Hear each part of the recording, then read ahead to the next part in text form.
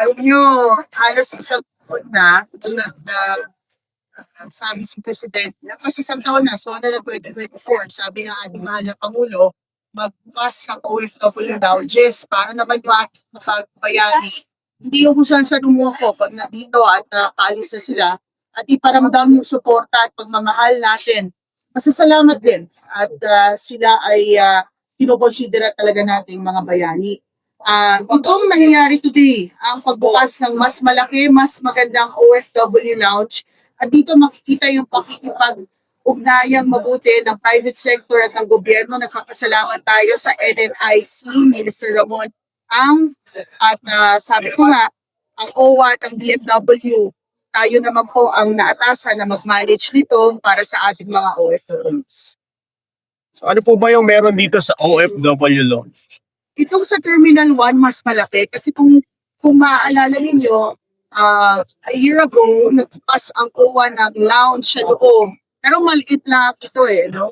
And then, binuksan natin yung Terminal 3. Ngayon naman, ito mas malaking Terminal 1, inaasahan natin, no? Na mas marami tayong mga kababayan na masisilbihan ng DFW at ng ating gobyerno. Kung makikita nyo dito, merong counter sa labas, ang OWA, DFW, at pati na rin ang Commission on Filipinos Overseas. Dito rin pwedeng i-process ang kanilang mga membership, renewal, pati na ang e-card dito magiging available. Sa loob naman, of course, Wi-Fi, charging station, at pagkain habang inaantay ang flight. So kung sabihin, dito naman, meron tayong luggage area, storage, no? Para hindi kasi pinapayagang ipasok ang mga malalaking bagahe ng ating mga kababayan.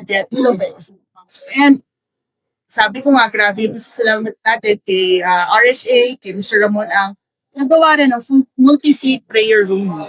At importante na bigyan ng pagkakataon ng ating mga kababayan, syempre, yung kanilang pagdadasal. So, very comfortable, sabi ng mga tao, aesthetic, yun ang tawag nila. And I hope that maging masaya yung ating mga OFWs. By the way, December 1, ang December, buwan ng mga OFWs. At ito ang unang regalo ng ating gobyerno at of course ng NNIC para sa ating mga bagong bayani. Final message po sa ating mga mahal na bayaning OFWs. Ang OWA po laging nandito sa masayang panahon, sa hindi masyado masayang panahon para sa inyo at sa ating mga OFWs. Habang binubuksan natin ang lounge, hindi natin nakakalimutan ang iba-iba pang mga kababayan natin na tinutulungan at tutulungan ng OWA at ng DFW. Maasahan niyo po na palaging nandito ang OWA at hindi kayo nag-iisa.